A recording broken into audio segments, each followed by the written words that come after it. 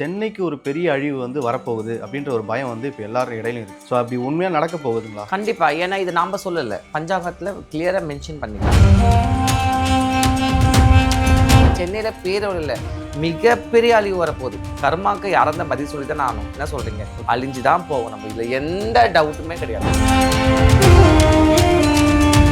சென்னைக்கு வந்து பார்த்தீங்கன்னா ஒரு அழிவு வரப்போகுதுன்னு சொல்லிட்டு ஒரே வார்த்தையில் சொல்லிடுறாங்க. ஸோ அந்த அழிவானது வந்து பார்த்தீங்கன்னா எந்த ஒரு ரூபத்தில் இருக்கும்? ஏன்னா இப்போ வேளச்சேரி, மேடவாக்கம், அந்த மாதிரி அண்ணா நகர், இப்போ அந்த மாதிரி இருக்கிற ஏரியாஸ்லாம் பார்த்தீங்கன்னா பஞ்சபூதங்கள் வந்து யாரு? மகாசக்தியோட அவளோட காவலாளிக்கு அவள் இட்ட கட்டிலே அவள் வந்து செய்கிறவங்க தான் பஞ்சபூதங்கள். இந்த பூமியை வந்து யாரெல்லாம் அழிக்கணும்னு நினச்சாங்களோ, இதை என்னெல்லாம் வந்து சொரணும்னு நினச்சாங்களோ, இதெல்லாம் இவங்களுக்கு ஒரு பாடம் இருக்குது. புரியுதவங்க சிங்கப்பூர்லாம் காக்கா பழம் சுற்றுவாங்களாம். இதெல்லாம் எனக்கு புரியவே எப்படி வந்து அந்த மாதிரி ஒரு விஷயம் உலகத்தில் இருக்கும். அதை அழிக்கிறதுக்கு மனிதனுக்கு யார் சக்தி கொடுக்கும்? அப்படி இருக்கும் பொழுது பஞ்சபூதங்கள் பண்ணும்போது நம்ம வாய் முடிக்கிறது ஒன்றும் பண்ண முடியாது.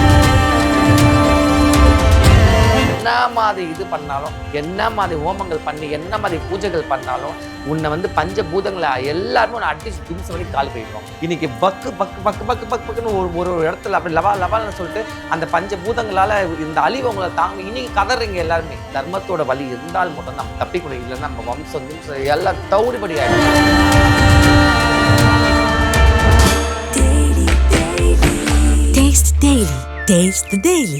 ரிஃப்ளெக்ட் நேயர்களுக்கு வணக்கம். இன்றைக்கி நம்ம கூட சாமுண்டி மலாய்க்கா தான் இணைஞ்சிருக்காங்க. வணக்கம். இப்போ வந்து பார்த்தீங்கன்னா வயநாடு பிரச்சனையும் தாண்டி ஒரு பெரிய பயத்தை உருவாக்குனது சென்னைக்கு ஒரு பெரிய அழிவு வந்து வரப்போகுது அப்படின்ற ஒரு பயம் வந்து இப்போ எல்லாரும் இடையிலும் இருக்குது. ஸோ அப்படி உண்மையாக நடக்க போகுதுங்களா? கண்டிப்பாக. ஏன்னா இது நாம் சொல்லலை, பஞ்சாங்கத்தில் கிளியராக மென்ஷன் பண்ணியிருக்காங்க. சரி, எல்லாமே வந்து இந்த உலகத்தில் அத்தனை விஷயமே ஒரு இணுக்கான்னு சொல்லுவோம். ஒரு அணு கூட வந்து பஞ்சாங்கத்தில் மென்ஷன் பண்ணிங்கன்னா, அப்போ பஞ்சாங்கத்தை உருவாக்குனது ரிஷிகள் முனிவர்கள் தான். நம்ம கையில் இருந்தால் தெய்வங்களோட அனுகூலத்தை அதை பண்ணியிருக்காங்க. இதுதான் உண்மை கூட, இதுதான் சத்தியமும் கூட. பட் ஆனால் இதை வந்து நம்ம மறுக்கிறோம். ஸோ மறுக்க முடியாது. ஏன்னா காலமாக என்னென்ன நடக்க போதோ அவங்க தெளிவாக சொல்லியிருக்கிறாங்க. அதன்படி பார்த்திங்கன்னா சென்னையில் பேரொழில மிகப்பெரிய அழிவு வரப்போகுது. புரியுது அவங்களுக்கு? அப்போது எதனால் வந்து இந்த மாதிரி அழிவுகள் வந்து நம்ம இங்கே சந்திக்கிறோன்னா, நிறைய விஷயங்களை வந்து நம்ம வந்து கையில் எடுத்தது தான். அதாவது தர்மத்தை விட்டுட்டோம். எதை வந்து கையில் எடுக்கணுமோ அதை நம்ம எடுக்காமல், எதை நம்ம எடுக்கக்கூடாது அதை கையில் எடுத்துட்டோம். சரி, அதர்மத்துக்கு துணை போகிறோம். நம்ம கோயில்களை இடிக்கிறோம், கோயில்களை தரமட்டமாக்குறோம், தெய்வ நிந்தனைகளை வந்து ரொம்ப கேவலமாக பேசுகிறோம். பெத்த தாய் தப்புன்னு சோறு போட மாட்டோம், கூட பிறந்த உற்றார் உறவுகளை அக்கா தங்கச்சிக்கு நம்ம மதிக்க மாட்டோம். சரியா? எல்லா விதமான தவறுகளும் சேர்த்து தெய்வம் நம்மளுக்கு மட்டும் நல்லது பண்ண எப்படி பண்ணோம்? கர்மாக்கு யாரும் தான் பதில் சொல்லி தான் ஆகணும். என்ன சொல்கிறீங்க? எதை நம்ம விதைச்சோமோ அதை நம்ம அறுவடை பண்ணி நிற்கிறோம். இன்றைக்கி எதெல்லாம் வந்து இன்னைக்கு கஷ்டம்னு நம்ம சொல்கிறோமோ அதெல்லாம் வந்து நம்ம பண்ண பாவத்தின் விளைவு. பூர்வ ஜென்மத்தோட பாவ புண்ணிய பலன் தான் இந்த ஜென்மத்தில் நம்ம மனித பிறவியே. அப்படி இருக்கும் பொழுது எல்லா விதமான கேள்விகளுக்குமே ஒரே விடை தான், தெய்வ பலம் இல்லைன்னா இதெல்லாம் அழிவு தான் ஆரம்பிக்கும். அழிஞ்சு தான் போவோம். நம்ம இதில் எந்த டவுட்டுமே கிடையாது. தெய்வ நம்பிக்கையும் தெய்வ பலமும் இல்லைனாவே முடிஞ்சிருச்சு. நம்மளுக்கு எல்லாமே வந்து பேலன்சிங் பண்ண முடியாது. அவ்வளோதான். சரி, எப்படி வந்து ஒரு வீடு கட்டணும்னா வந்து நம்ம ஃபஸ்ட்டு என்ன பண்ணுறோம்? தோன்றோம், பாதாளத்தை தோண்டி அதுக்கப்புறம் வந்து பில்லரை போட்டு அதுக்கப்புறம் தானே கட்டிடங்கள் எழுப்புகிறோம். அப்போ அந்த பேஸ்மெண்ட் தான் நம்மளுக்கு ரொம்ப ஸ்ட்ராங். இன்றைக்கி அந்த பேஸ்மெண்ட்லேயே இல்லாத பிறகு எப்படி தூண் நிற்கும்? எப்படி மாடி நிற்கும்? அதே தான் இப்போ நடக்குது. பேஸ்மெண்ட் தான் இருந்தால் ஆத்ம சரீரம் தான் பேஸ்மெண்ட். இந்த ஆத்மா தான் பேஸ்மெண்ட். அந்த உள்ள இருக்கிற இறைவன் தான் பேஸ்மெண்ட். அப்போது அதே நம்ம அழிச்சிட்டு இன்றைக்கி வந்து தூக்கி போட்டுட்டோமே, அப்புறம் நம்ம எப்படி வந்து நல்லா இருக்க முடியும்? சொல்லுங்கள். இன்னொன்று வந்து பார்த்தீங்கன்னா இப்போ எல்லாருக்கிட்டையும் இருக்கிற கொஸ்டின், எல்லாருமே பொதுவாக சென்னைக்கு இப்படி ஒரு அழிவு வரப்போகுது, இது வந்து பஞ்சாங்கத்தில் எழுதப்பட்ட ஒன்று, அதை வந்து மாற்ற முடியாது அப்படின்னு சொல்கிறாங்க. ஆமாம், சரிங்களா? இப்போ வந்து அழியப்போகுதுன்னு சொல்கிற அவங்க இது வந்து இதை வந்து இது பண்ணால் சரியாகும், இதை நீங்கள் பண்ணணும் அப்படின்னு சொல்லிட்டு ஏன் சொல்ல மாட்றாங்க? கண்டிப்பாக மற்றவங்க சொல்லுவாங்க சொல்ல, பட் நான் கண்டிப்பாக சொல்லுவேன். ஏன்னா என்னோட பராசக்தியான பத்ரகாளி வந்து அதோட சக்தி என்னன்னு எனக்கு தெரியும். ஏன் இதை நான் வந்து திருப்பி ஆணித்தரமாக சொல்கிறேன்னா, இதே கடலோர பகுதியில் தான் நான் வாழ்ந்துன்னுக்கிறேன். இப்போ நம்ம கோயில் எங்கே பார்த்தீங்கன்னா கரெக்டாக வந்து பட்டினத்தார் கோவிலேருந்து பக்கத்தில் புண்ணிய பூமி. அது வடிவுடை கொடியுடை 3 சக்தியும் சேர்ந்ததாக வடிவுடை அம்பிகை. அந்த வடிவுடை அம்பிகை அந்த கடலோரத்தில் இருக்கிறான், திருவெட்டூரில். ஸோ அந்த இடத்துல நான் இருக்கிறேன். அப்படின்னா பார்த்தீங்கன்னா அந்த கடலோர பக்கத்தில் இன்னி வரைக்கும் மீனவ மக்கள் வந்து இன்றைக்கி இல்லை, காலமாக ஆதி குடியினவங்க. ஆனால் அந்த காலத்துலேருந்து மீனவ மக்கள் இன்றைக்கும் பாதுகாப்புக்குன்னா அந்த தெய்வ நம்பிக்கை தான். புரியுதா உங்களுக்கு? ஒரு பிடி சோறாக இருந்தாலும் அந்த அம்பிகை பேரை நினச்சி நாங்கள் சாப்பிட்றோம். ஒரு பிடி சோறாக இருந்தாலும் கொடுக்கும்போது அந்த அம்பிகையின் பேரை வச்சு தான் கொடுக்குறோம். இன்றைக்கி பார்த்திங்கன்னா மற்ற எல்லா ஊரோட திருவிழாக்களோட கம்பேர் பண்ணும்போது வட சென்னையில் ஏதோ எஸ்பெஷலி மீனவ சமுதாயத்தில் சேர்ந்தவங்க அந்த கடலோர பகுதியில் பார்த்திங்கன்னா சின்ன கோயில் அந்த ஒரு திருவிழா பண்ணுவாங்க. ஒரு சின்ன கோயில் தான் இருக்கும். அந்த கோயிலை திருவிழா பண்ணி அந்த கோயிலுக்கு சாப்பாடு போட்டு அந்த கோயிலுக்கு கூழ் ஊற்றி 4 பேருக்கு பரிமாறுறோம். அப்போ என்ன அர்த்தம்? தர்மம் அங்கே நிலைக்குது, தெய்வம் அங்கே நிற்கிறதெல்லாம் இன்றைக்கும் வந்து கடல் உள்ளே பூராமல் இருக்குது. புரியுதா? இதை மாதிரி எத்தனை பேர் இருக்கிறாங்க, எல்லா இடத்துலையுமே கிடையாது. புரியுது உங்களுக்கு? எல்லாமே பிரிஞ்சு போயிட்டோம். இன்றைக்கி எல்லாமே அட்வான்ஸ் டெக்னாலஜி எல்லாமே மாறோம். பட் ஆனால் உயிர் நம்மளுக்கு சொந்தமாக இல்லையே. அப்படின்னா என்ன அர்த்தம்? நீ எப்படி வேணா இரு, அது உனக்கு கொடுக்க தெய்வம் போட்ட பிச்சை. இந்த ஜென்மத்தில் நீ இப்படி உட்காந்துக்கிற, நீ அப்படி உட்காந்துக்கினா அவள் போட்ட பிச்சை. நம்ம என்ன பண்ணுறோம்? நம்மளோட வளர்ச்சி தான் இது சொல்லிட்டு முட்டாள்தனமாக நினச்சிக்கிறோம். நம்ம வளரும் பொழுது தெய்வத்தோட பாதத்தில் இருந்து வளரும் பொழுது நம்மளுக்கு நன்மை மட்டும்தான் உண்டாகும். இன்றைக்கி சொல்கிறேன், வட சென்னையில் இருக்கிற அத்தனை பேருக்கும் அந்த வழிவுடைய அம்மனோ அந்த பராசக்தியான அந்த காளிகாம்பலோ கண்டிப்பாக பக்கத்துல நிற்பாங்க. ஏன்னா இவங்கெல்லாம் வந்து அந்த இடத்துல காலங்காலமாக யுகயுகமாக உட்காந்துருக்க தெய்வங்கள். புரியுதா உங்களுக்கு? அதனால் எந்த பாதுகாப்பு, எந்த ஒரு இடையூறு வந்து அந்த அம்மா பார்த்துக்குவா. ஆனால் இதே மிடில் சென்னை, இப்போ வேளச்சேரி, மேடவாக்கம், அந்த மாதிரி அண்ணா நகர், இப்போ அந்த மாதிரி இருக்கிற ஏரியாஸ்லாம் பார்த்தீங்கன்னா ஆல்ரெடி வந்து தண்ணி வந்து இருந்த இடங்கள். புரியுதவங்க? அந்த இடத்துல இன்றைக்கி வந்து வீடு கட்டிட்டோம். அப்போ மழை தண்ணி வந்துச்சுன்னா எங்கே நிற்கும்? அங்கே தானே நிற்கும். அப்போ யார் மேலே தப்பு? அது மக்கள் செய்கிற தவறு. அப்போ தெய்வத்து மேலே நம்ம எப்படி பழி போட முடியும்? இப்போது இந்த இடம் வந்து நம்ம வந்து அகல பாதாளம் நம்ம தெரிஞ்சு அதில் தான் நான் குடில் போட்டு உட்காருவேன்னு சொல்லி சொல்கிறோன்னா அது நம்ம மேலே முட்டாள்தனமா, தெய்வத்து மேலே முட்டாள்தனமா? சொல்லுங்கள் பார்ப்போம். அப்போது இப்படியும் இருந்து தெய்வம் இத்தனை வருஷமாக காத்து தானே வச்சுது. இத்தனை வருஷமாக தெய்வம் காப்பாற்றணும் செய்யாது. அங்கே எவ்வளோ பில்டிங்ஸ், எவ்வளோ விஷயம் நடந்து இன்னும் காப்பாற்று. அப்போது இருந்தால் ஏன் இன்றைக்கி இந்த பேரழியும் பொழுது எல்லாமே வந்து தவிடுபடி ஆகுது? இப்போ கூட வந்து அந்த வயநாட்டில் கூட பார்த்திங்கன்னா எப்போயே வந்து எல்லாமே சொல்லிக்கிறாங்களாம், அந்த இடம் வந்து சறுக்கு அதாவது சறுக்கு நிலம், அங்கே வந்து மக்கள் வந்து வாழறதுக்கு சரியான ஒரு இது கிடையாது சொல்லிட்டாங்களாம் எப்போ. பட் இருந்தும் மக்கள் வந்து அங்கே போய் வாழ்ந்தாங்க. இப்போ இன்றைக்கி வந்து எல்லாருமே வந்து குத்துது குறையுதுன்னு சொல்லும் போது நம்ம என்ன பண்ண முடியும்? கரெக்ட் தானே? ஏன்னா நம்ம தான் வந்து ஊரை விட்டு பயணிக்கிறோம், ஊரை விட்டு எக்ஸ்டென்ஷன் பண்ணோம் சொல்லிட்டு நம்ம எங்கெங்கேயோ நம்ம போகும்பொழுது அது எல்லாமே நம்மளுக்கு தவறு நடக்குது. அப்போது மனிதர்களாக இருக்கிற நம்ம செய்கிற தவறுக்கு தெய்வத்துக்கும் அதுக்கும் சம்மந்தமே கிடையாது. அப்போ தர்மத்தோடு இருக்கும் பொழுது இந்த தர்மத்தோடு யார் நிற்கிறாங்களோ, தெய்வ வழிபாடில் யார் நிற்கிறாங்களோ கண்டிப்பாக இந்த இன்னல்களுக்கு காப்பாற்றப்படுவாங்க. ஓகே, நீங்கள் சொன்னீங்க கடலோரத்தில் இருக்க மக்கள் வந்து பார்த்தீங்கன்னா இப்போ வரைக்கும் நான் கரெக்டாக இருக்கேன். ஆனால் 2004 சுனாமிங்கிற ஒரு விஷயம் வந்து அவங்களை பெருசாக பாதிச்சுது. ஆமாம், ஆனால் எங்கள் இடத்துல பாதிக்கல தெரியுமா உங்களுக்கு? மற்ற இடத்துல பாதிச்சு. இதே மீனவ சமுதாயத்தில் இருந்த எங்கள் இடத்துல காசிமேட்லேருந்து நான் சொல்கிறேன், நான் காசிமேடு திருவற்றூர் வரைக்கும் ரொம்ப பாதிப்பே கிடையாது. ரொம்ப ஃபியூ கொஞ்சம் சிறிதளவு தான் பாதிப்புச்சு. ஆனால் மற்ற இடத்துல பார்த்திங்கன்னா ஊரே அழிஞ்சு போச்சு. ஆமாம், நிறைய பேர் யாருமே இல்லை, ஒன்றுமே கிடையாது. அப்படி தரமட்டமாக போச்சு. தண்ணி உள்ளே வந்து காலி ஆகிடுச்சு. ஆனால் எங்கள் இடத்துல, ஏன்னா நானும் அதே சமுதாயத்தை சேர்ந்தவ தான், அதே நான் எங்கள் வீடும் அங்கே தான் இருக்குது. ஆனால் நாங்களாம் வந்து பாதுகாப்பட்டோம். ஏன்னா நாங்கள் எங்களோட தெய்வங்கள் அந்த மாதிரி நாங்கள் வழிபட்ட தெய்வங்களை அங்கே இருக்கிற தெய்வங்களை எங்களை காப்பாற்றுச்சு. இப்போ இதே பார்த்தீங்கன்னா திருச்செந்தூர் பாருங்க, திருச்செந்தூர் முருகன் கடல் உள்ளே வரவே இல்லையே.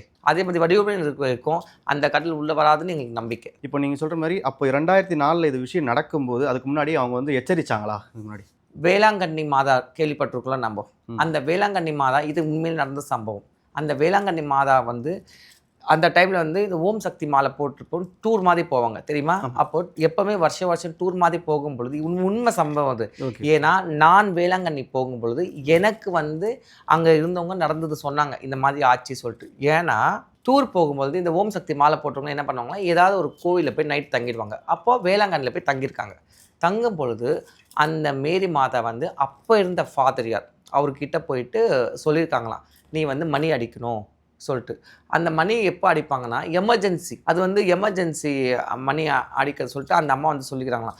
ஆனால் இந்த ஃபாதர் என்ன பண்ணிக்கிறார், அடிக்கவே இல்லையா. அவர் என்ன நினச்சிக்காரு, இப்போ நம்ம வந்து எப்படி போய் அடிக்கிறது மணியை, காலங்காலமாக அடிக்காத மணியை திடீர்னு போய் அடித்தா எல்லாம் நம்ம வந்து கேட்பாங்களே சொல்லிட்டு அவர் ஏதோ ஒரு பதட்டத்தில் இல்லை என்ன ஒரு இதில் சொல்லிட்டு அவர் விட்டுட்டார். ஆனால் அது அடிக்காதால் மறுநாளைக்கு சுனாமி உள்ளே பூந்து அந்த, அதாவது மாதா இருக்கிற முன்னாடி வந்து மாதா இருப்பாங்கள்ல, அந்த மாதா வெறுக்கும் தான் தண்ணி வந்து தான் உள்ள தண்ணி வந்து போகவே இல்லையா.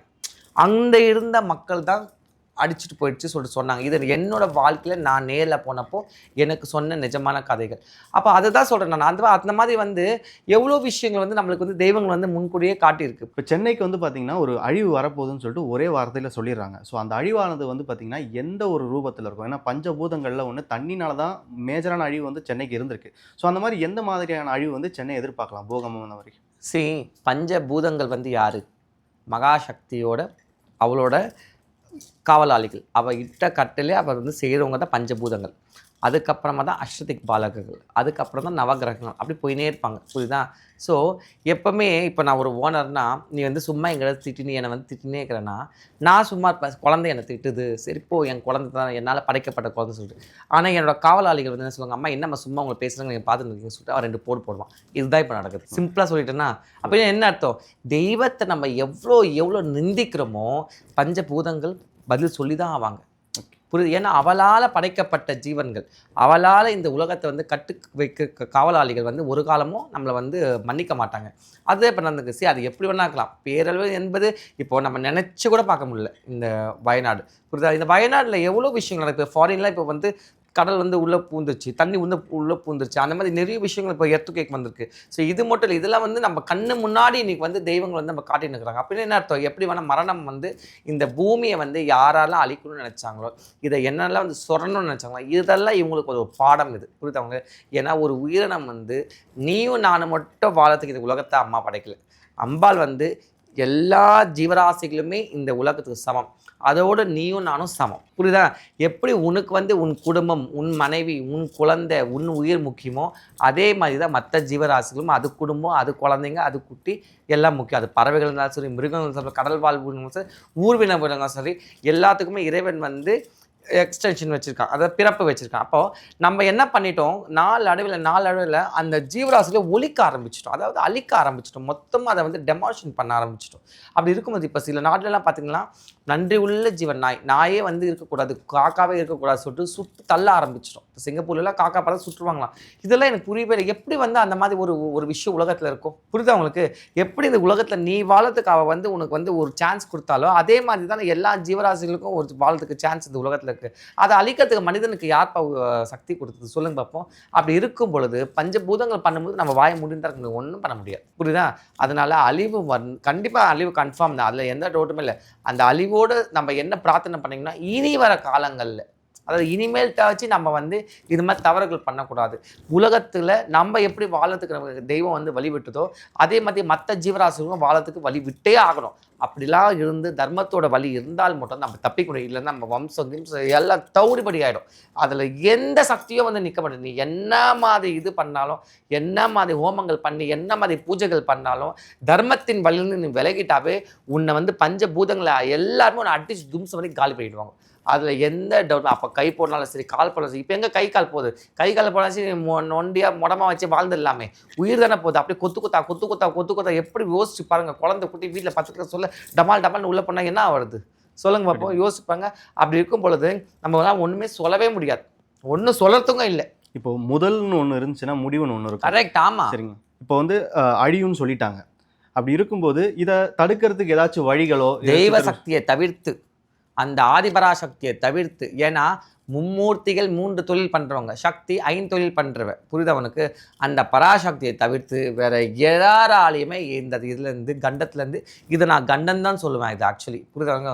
முழுக்க அழிஞ்சு பழசி முழுக்க அழிஞ்சிட்டா கூட பரவாயில்ல. எல்லாமே சொல்லுவாங்க போ எல்லாரும் போனவங்க நாமளும் போயிடுவோம். ஆனால் தாயை விட்டு, குழந்தைய விட்டு, இது இப்போ இந்த 3 மலைவாசி இதில் வந்து எல்லாமே போய் 3 குழந்தைங்க இருந்துருச்சு. அதுங்க என்ன பாவம் பண்ணுச்சு? புரியுதா உனக்கு? அப்போ யாரோ செய்த தவறுக்காக தெய்வம் வந்து எல்லாரும் தான் தண்டிக்குது. அதே மாதிரி தான் இப்போ இதுக்கு ஒரே ஒரு சொல்யூஷன், அம்பாலோட பாதத்தில் போய் விடணும், வேறு எதுவுமே இல்லை. பட் ஆனால் நம்ம கண்டிப்பாக விழமாட்டோம். திருப்பி இஷ்டத்துக்கு நம்ம வாயில் வந்தது வளரைக்குன்னு பைத்தியம் மாதிரி நம்ம சிந்தனைங்களை குப்பை தொட்டி ஆகிடுச்சு. இன்னைக்கு எதை வந்து தரித்திரத்தை நம்ம வந்து அதை பேசக்கூடாது, எந்த தரித்திரத்தை நம்ம சிந்திக்கக்கூடாதோ அதை நம்ம மேலே வச்சுட்டு, எந்த சக்தியை நம்ம தலை மேலே வச்சு நம்ம வந்து வழிபாடில் வைக்கி நம்ம வந்து பேசணும், அதை நம்ம வந்து கீழே தள்ளிட்டோம். அப்போ நம்ம இந்த உலகத்தில் உயிர் வாழ நம்ம தகுதி இருக்கா? கண்டிப்பாக கிடையாது. என்ன சொல்கிறீங்க? இன்றைக்கி ஒரு எமர்ஜென்சி வந்தோன்னே எல்லாரும் வாயிலும் ஐயோ இதுக்கு மார்க்கம் கிடையாதா, இதுக்கு வந்து பரிகாரம் கிடையாது, இது எப்படி காப்பாற்று, எவ்வளோ செல்ஃபிஷாக இருக்கிறோம் பாருங்கள். எவ்வளோ ஒரு விஷயம். புரியுதா உங்களுக்கு? அப்போது இவ்வளோ நாள் நீ பேசுனதுக்கு அப்போ என்ன கதை? அப்போ இவ்வளோ நாள் நீ வந்து ஆட்டம் போடுறதுக்கு என்ன ஒரு தண்டனை உனக்கு? நான் கேட்குறேன் நான். அப்போ இவ்வளோ விஷயம் நடந்த பிறகும் இவ்வளோ நாங்கள் வந்து தொண்டை கிளியை நாங்கள் பேசல, முன்னோர்கள் ரிஷிகள் முனிவர்கள் அத்தனை பேரும் அத்தனை வேத சாஸ்திரம் சொல்லிக்கிறாங்க. தர்மத்தை போதிங்க, தர்மத்தோட வாழுங்க, பிறர் மனைவியை பார்க்காதீங்க, மற்றவங்களை கெடுதல் செய்யாதீங்க, மற்றவங்க சொத்துக்கு ஆசைப்படாதீங்க, மற்றவங்க பண நகைக்கு ஆசைப்படுறதுங்க, நீங்கள் உழைச்சி சாப்பிடுங்க, அந்த உழைப்பில் உங்கள் குடும்பத்தை பாருங்க சொல்லிட்டு எத்தனை போதிச்சோ இன்னைக்கு வந்து கேட்கல. இன்னைக்கு பக்குன்னு ஒரு இடத்துல அப்படி லவால்னு சொல்லிட்டு அந்த பஞ்சபூதங்களால் இந்த அழிவு உங்களை தாங்க இன்னைக்கு கதறீங்க எல்லாருமே. புரியுதா உனக்கு? அப்போ என்ன அர்த்தம்? அப்போ நீங்கள் வந்து தெய்வத்தை கூட வரல, உங்களோட செல்ஃபிஷ் தான் கொண்டு வரீங்க, உங்களோட இதுக்கு தான் கொண்டு வர. அது எவ்வளோ உண்ணா அனர்த்தம், அது மகா பாவம். அது இன்னைக்கு எத்தனை கோயில்கள் இடிக்கப்படுது, ஏன் நீங்களாம் போய் பேசல, ஏன் நீங்கள் தடுக்கல? ஏன் ஒரு செங்கல் கூட ஒரு பக்தனால் வாங்கி கொடுத்தது உண்மையா இல்லையா? இப்போ எங்கள் ஏரியா ஒரு கோயில் கட்டுறாங்க, இல்லை உங்கள் ஏரியா ஒரு கோயில் கட்டுறாங்கன்னா உங்ககிட்ட வந்து கேட்குறாங்கன்னா உன்னால் முடிஞ்சது கொடுப்பியா கொடுக்க மாட்டியா? நீ ஏன் கொடுப்ப? எவ்வளோ செலவு பண்ணுற? ஏன்ப்பா இன்னைக்கு ஒரு KFCயில் நம்ம ஆர்டர் பண்ணுறோம், ஒரு 2000 3000 சாப்பிட ஒரு ஃபேமிலி சொல்ல பார்ப்போம், ஒரு 500 ஒரு கோயில் கொடுக்குறோம். நம்ம ஒரு செங்கல் வாங்கியிருப்பாங்க, ஒரு சிமெண்ட் வாங்கியிருப்பாங்க, ஒரு கூலி கொடுத்துருப்பாங்க. அது எவ்வளோ அந்த பக்தர்களாக தான் உருவாகுது. அந்த பக்தியை வந்து நீங்கள் நிலைத்தரமாக உடச்சி தூக்கி போடுறது. அப்போ தெய்வம் என்ன பண்ணோம்? பார்க்கும், வேடிக்கை பார்க்கும். டைம் வரும்போது நம்மளை பிச்சு எடுக்கும். இப்போ பிச்சு எடுக்குது, அவ்வளோதான். இதுக்கு பரிகாரம்னா எந்தெந்த கோயில் இடிச்சாங்க அத்தனை கோயில் ரீப்ளேஸ் பண்ண முடியுமா? இப்போ அரசன் நின்று கொள்வான், தெய்வம் நின்று கொள்ளும். சிம்பிள், அவ்வளோதான். இதுதான் இப்போ நடக்குது. எத்தனை கோயில் இடிச்சுங்க, எத்தனை பேர் அலறி இருப்பாங்க, எத்தனை கண்ணிலேருந்து வந்திருக்கோம். இப்போ கூட பாங்க பங்களாதேஷில் இப்போ இந்துஸ் எப்படி அலறி நிற்கிறோம், நம்ம இங்கே உட்காந்து பேசி நிற்கிறோம். உண்மையா இல்லையா? இந்துஸ் எப்படி அலறி கோயிலுக்கு இடிக்கிறாங்களா? ஒரு சின்ன விஷயம் இன்னைக்கு அப்படியே புகஞ்சு இன்னைக்கு எவ்வளோ பெரிய பூதாகரமாக நிற்குது சொல்லுங்க பார்ப்போம். அப்படி இருக்கும் பொழுது தெய்வம் என்ன பண்ணும்? ஒன்றும் பண்ண முடியாது. நீ செய்த கர்மா, நீ செய்த பாவத்தின் விளைவு எல்லாம் அனுபவிச்சு தான் ஆகணும். அதுதான் இப்போ நடந்துருக்குது. நம்ம இன்னும் அனுபவிக்கணும்னு விதி இருந்தால் அதை யாராலையும் மாற்ற முடியாது. எல்லாமே சமநிலைக்கு வரணும்னா நம்ம என்னென்ன பாவங்கள் செய்யணும் அதை திருத்திக்கணும். இப்போது புரியுது உங்களுக்கு? எத்தனை கோயில்கள் தரமட்டமாக இடித்தோம், அதெல்லாம் சரி பண்ணணும். பண்ணுறாங்களே யாரும்? கண்டிப்பாக பண்ண மாட்டாங்க. ஏன்னா அதுக்குள்ளே ஒரு வஞ்சம் இருந்தது. அந்த வஞ்சத்தை நானும் கேட்க முடியாது, தெய்வம் கேட்டுடுச்சு. இன்றைக்கி எல்லாமே நம்ம பார்க்க தான் போகிறோம். இன்னும் பாருங்கள், இதெல்லாம் வந்து ஸ்டார்டிங் தான். நான் சொன்ன மாதிரி இது ஸ்டார்டிங். இன்னும் நடக்கும், இன்னும் அதிபயங்கரமாக நடக்கும். அது நடக்கும்போது நம்ம பேசணும், நம்ம ஏண்டா அதை நினச்சோன்னா அந்த அளவுக்குலாம் வந்து பதில் சொல்லிவிடும். உங்கள் நேரத்துக்கு ரொம்ப நன்றி மேடம். தேங்க்யூ.